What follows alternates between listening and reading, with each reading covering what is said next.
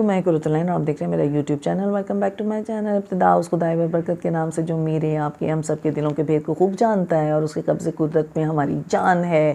اور اللہ تعالیٰ کا صدا صد شکر کہ اس نے رمضان کا مہینہ عطا فرمایا اور آج اس رمضان کے مہینے میں ہمیں سعادت نصیب ہوئی ہے دورہ قرآن کی اور قرآن شریف کے مطالعے سے. اور قرآن شریف میں غور و فکر کرنے کا جو وقت ہے اس کو ضائع مت کریں اور خود کو اللہ تبارک و تعالیٰ کی اس کتاب سے جوڑ لیجئے اور روزانہ کی بنیاد پر قرآن میں غور و فکر کیجئے, اس کے ترجمے کو پکڑ لیجئے اور اس کو سمجھنے کی, اس پہ غور و فکر کرنے کی کوشش کیجئے. اس چیز سے بالا تر ہو کے کہ ہمارا فرقہ کیا ہے, ہم کس مولوی کو فالو کرتے ہیں. ہم نے اس وقت صرف ایک چیز پکڑ لینی ہے اور وہ ہے قرآن پاک, اور جس پر میں بھی کام کر رہی ہوں اور کوشش کر رہی ہوں کہ اپنے ساتھ جڑی ہوئی تمام خواتین کو ہم اس میں جوڑنے کی کوشش کریں.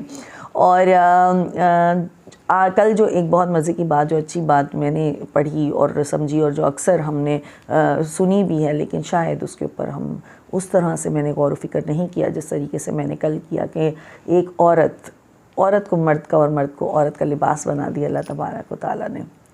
تو اب جب لباس کی ہم بات کرتے ہیں تو لباس کیا کرتا ہے, ہمیں موسموں سے بچاتا ہے, ہمیں سردی سے گرمی سے بچاتا ہے, ہماری شرمگاہوں کو چھپاتا ہے, ہمارے جو کوئی بھی عیب ہے. مثال کے طور پہ میرے بازو پہ کٹ ہے, میں نے لباس پہنا ہوا ہے, تو یہ میرا جو لباس ہے وہ میرے اس بدنما داغ کو چھپا دے گا, یا میرے اندر کوئی بھی برائی ہے اس بدنما چیز کو وہ چھپا دے گا. تو یعنی کہ لباس, یعنی ہم دونوں نے, یعنی جو لباس ہے ایک دوسرے کے, ہم تو نہیں, میاں بیوی نے ایک دوسرے کے تمام عیبوں کو چھپانا ہے.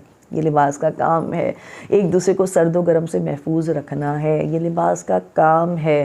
اور ایک دوسرے کی راز و نیاز کی باتوں کو ہم نے سیف رکھنا ہے, اور یہ لباس کا کام ہے. اور دوسرا, لباس ہمیں لباس کو خوشنما ہونا چاہیے, اور وہ لباس خوشنما ہوگا تو آپ کی زینت بڑھتی ہے. تو اس لباس کے اوپر خرچہ کریں اور اس کو خوبصورت بنائیں, اس کے تراش خراش میں اس کے بہتری لائیں, تو وہ لباس جو ہوتا ہے وہ حسین بن جاتا ہے اور وہ آپ کی توقیر کو بڑھا دے گا. لیکن اگر اس لباس کے اوپر آپ توجہ نہ دیں اور وہ پھٹا پرانا ہو اور وہ گندا سندا ہو, تو وہ آپ کی عزت و تکریم میں اضافہ نہیں کرے گا. اس سے یہ پتہ چلتا ہے کہ ہمیں دونوں زوجین کو ایک دوسرے کی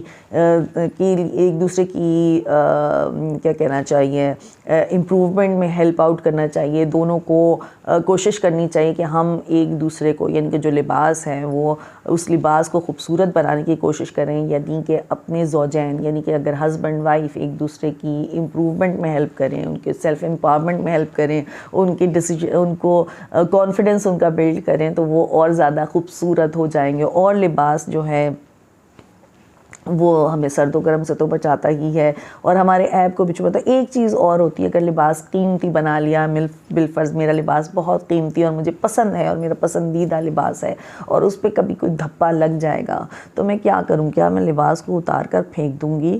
کیا میں لباس کو چیتڑے کر دوں گی؟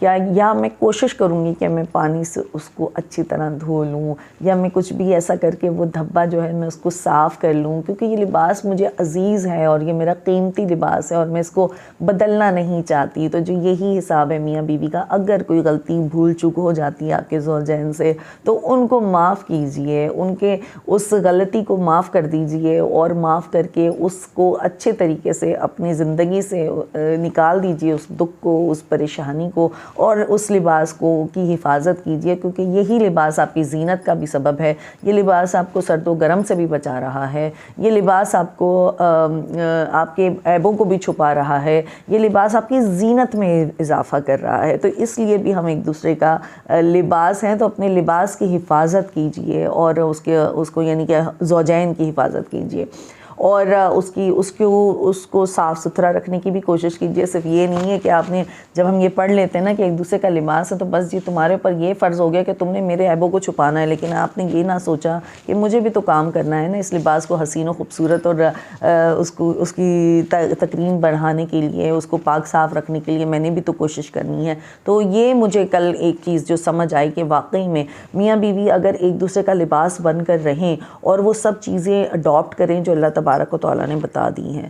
ذرا سی غلطیوں پہ معاف کرنا سیکھ جائیں. اس لباس کے اوپر اگر دھبا لگ گیا ہے تھوڑا سا تو اس کو مٹانے کی کوشش کریں, اس کو صاف کرنے کی کوشش کریں. اور اگر کہیں پہ جس کے تن پر آپ ہیں اس کے عیبوں کو چھپانے کی کوشش کریں تو کتنا خوبصورت رشتہ ہے کہ صرف لباس کو معلوم ہے اور میرے جسم کو معلوم ہے کہ ہم دونوں کے بیچ میں کیا چل رہا ہے, اور اس لباس اور جسم کے درمیان میں کوئی تیسرا نہیں ہوتا, کوئی تیسرا ہوتا ہی نہیں ہے. لباس جسم سے اور جسم لباس سے اتنا قریب ہوتا ہے. تو یہ وہ خوبصورت رشتہ ہے جس کی حفاظت کرنے کی ہمیں ہر وقت کوشش کرنی چاہیے, اور یہی وہ رشتہ ہے جس کی بیس پر میرے خیال میں نسلیں چلتی ہیں. اور یہ اگر خوبصورت رشتہ ہو تو ایک نسل خوبصورت بنتی ہے.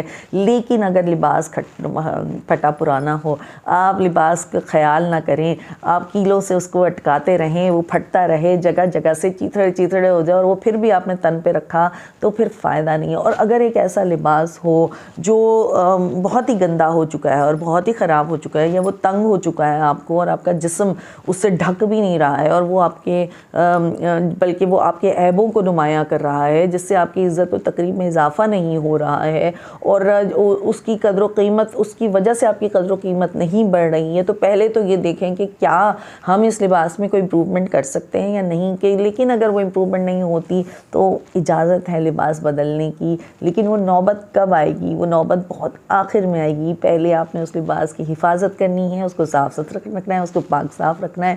اس کے بعد ہر ممکن کوشش کے بعد بھی اگر آپ وہ نہیں رکھ پاتے ہیں تو پھر اجازت ہے کہ آپ اس کو بدل لیں.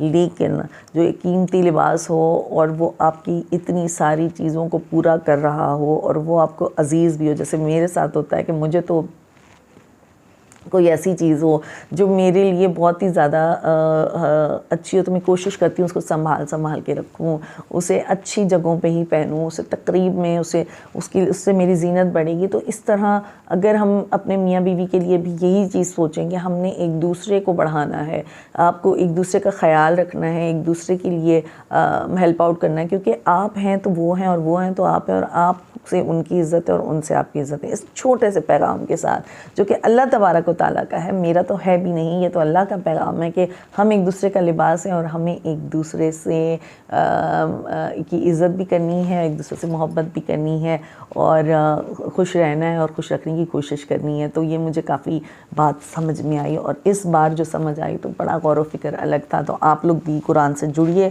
اور دوسرا جو چیز ہونے جا رہی ہے وہ 8 مارچ کو ہونے جا رہے ہیں ہمارے انٹرنیشنل ایوارڈز. جی ہاں, 8 مارچ کو ہوتا ہے انٹرنیشنل ویمنز ڈے, اور human right council of Pakistan کیسے پیچھے رہ سکتا ہے. سوچ عورت ایوارڈز ہونے جا رہے ہیں جناب, اور 6000 کی رجسٹریشن ہے. آپ لوگ ضرور کوشش کریں, پارٹ بنیں اس کا. پی سی ہوٹل کراچی میں, اور بہت ہی ڈائنامک پرسنالٹیز جو ہیں ہم نے چنی ہیں, 30 خواتین جن کو ہم ایوارڈ دینے جا رہے ہیں, اور کراچی اور کراچی سے باہر سے بھی کراچی شہر سے بھی باہر کی خواتین ہیں, پاکستانی خواتین, اور وہ خواتین جو اپنی فیملیز کو بھی ساتھ لے کے چل رہی ہیں, اور جو اپنے ہسبینڈس کو, اپنے بھائیوں کو, اپنے بیٹوں کو ساتھ لے کے چل رہی ہیں. ایسی 30 خواتین کا ہم چن رہے ہیں, اور انشاءاللہ پی سی ہوٹل میں 4 بجے 8 مارچ کو ہونے جا رہی ہیں ایوارڈ. تو ان ایوارڈز کا مجھے بے صبری سے انتظار ہے, اور اس کے لیے بھی میں کام کر رہی ہوں. انشاءاللہ اس کے بارے میں اپڈیٹ دیتے رہیں گے, اور آپ بھی رجسٹر کروائیں اور آئیے پی سی ہوٹل کراچی میں. دیکھتے رہیے میرا یوٹیوب چینل, اور پھر ملیں گے انشاءاللہ. اللہ حافظ. اختتام کروں گی اس دعا کے ساتھ کہ اس ملک پاکستان پر اترے وہ فصل گل جسے کبھی بھی اندیشہ زوال نہ ہو, خزا کا اندیشہ نہ ہو. ایسا میرا دیس ہو جائے, اور ہمیں نیک حکمران ملے, اور ہم سکون سے خوشی کی زندگی گزر کریں, بغیر مہنگائی کے, بغیر لوڈ شیڈنگ کے, بغیر گیس کی لوڈ شیڈنگ کے.